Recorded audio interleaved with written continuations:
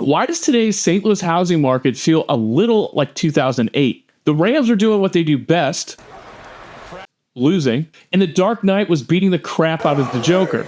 Killing is making a choice. And homeowners were watching their equity disappear overnight. Now, the Rams are gone and the settlement money is still sitting in the bank, St. Louis City, and buyers are asking sellers the same question.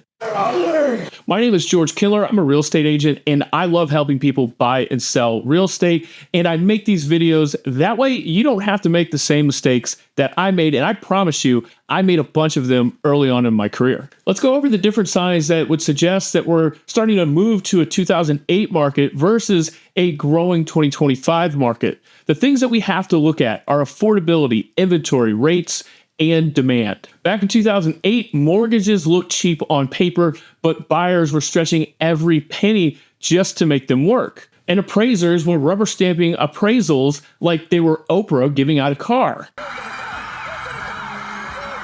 In 2008, buyers were hitting the same affordability issues that buyers today are experiencing. Except now appraisers aren't looking away, they're trying to find every way to say that the sky is falling, and I can't even get a $6,000 bump after multiple buyers said a home was worth $271,000. Today, we're facing a different crisis. We don't have enough homes on the market, even as some of the coastal markets start to shift. The city is down 22%. Jefferson County is down 27%, and even St. Charles is down on inventory. In 2008, you had way too many choices, and now today, you really don't have enough options on the market, even with St. Charles and their new construction initiative. In 2008, you flip open your razor, and then you look at mortgage rates and see that they were spiking. Prices spiraled down. Today, demand looks shaky again. St. Louis County is down by 3%. The city sales are down by 19%. And Jefferson County is completely flat. A well-priced home still demands 20 plus showings over a weekend and multiple offers.